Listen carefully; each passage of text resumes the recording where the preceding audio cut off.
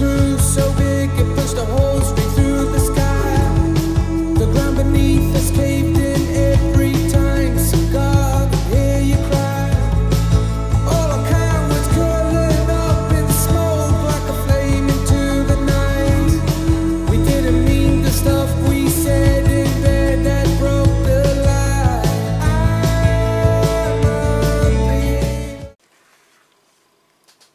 Et voilà, je vous reprends en cette fin de vidéo pour vous expliquer un petit peu mon processus créatif. Donc au début je ne savais pas du tout sur quoi je partais. En fait j'ai eu envie de me laisser vraiment porter.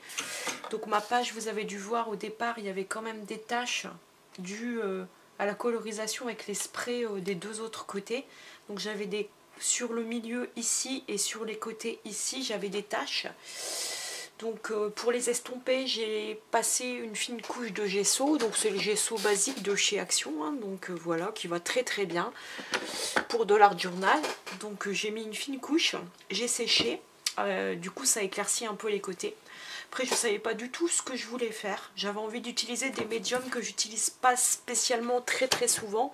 Au début je suis partie sur les pastels secs. Donc c'est des pastels de chez Stampin' Up. Voilà. Donc je suis venue prendre mes pastels et les gratter avec une lame de cutter pour faire un fond. Je savais que je voulais utiliser mon papier que j'avais créé avec les encres à alcool, enfin les marqueurs à alcool, la méthode que je vous ai montré dans le tuto pour la carterie que vous verrez dans le petit i en haut à droite. Et en barre d'infos s'il faut. Donc du coup j'ai réutilisé la chute de papier que j'étais venue coller sur certains endroits de mon papier qui sont ici, ici, ici et ici. Et du coup avec le pastel sec je suis venue un petit peu essayer de reprendre les mêmes coloris, mais je trouvais que ça manquait un petit peu de peps. Donc j'ai choisi d'utiliser les gros crayons comme ça Jumbo de chez Stabilo. C'est les Stabilo Woody. Voilà, et je les ai juste estompés au doigt pour donner plus de peps et je préférais le résultat.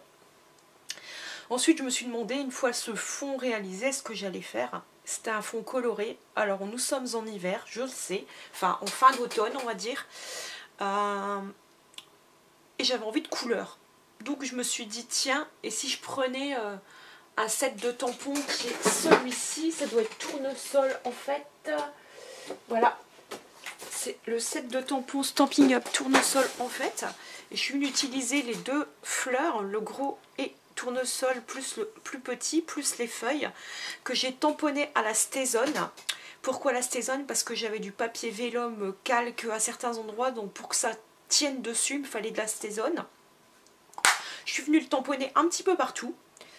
Et puis ensuite j'ai repris mes néocolores.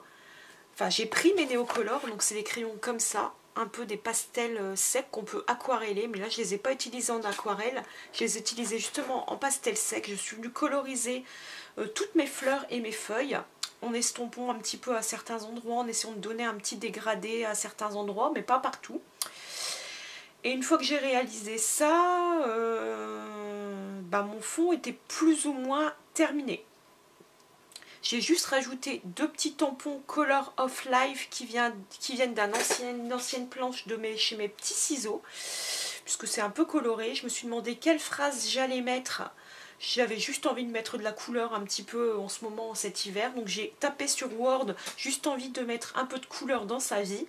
Que je suis venue découper, tamponner. J'ai noirci un petit peu le tour. Au début je voulais prendre des crayons fins.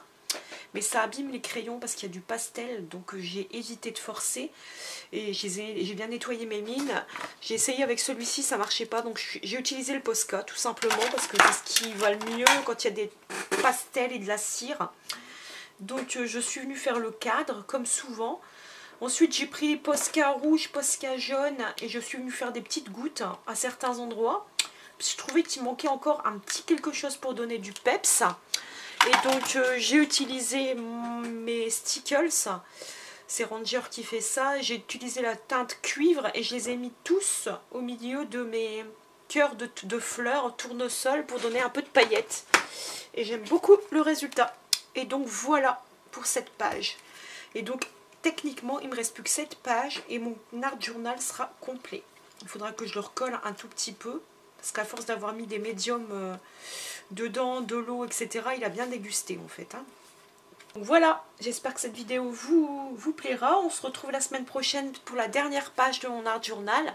Et ensuite, je pense que je vous ferai une vidéo où je vais vous montrer toutes les pages une par une qui sont complètement différentes. Je pense que vous les avez toutes vues.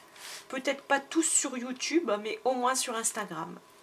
Donc voilà, à très vite pour une nouvelle vidéo. On se retrouve mercredi pour une création scrapbooking. Et à dimanche pour un nouveau tuto art journal. À bientôt!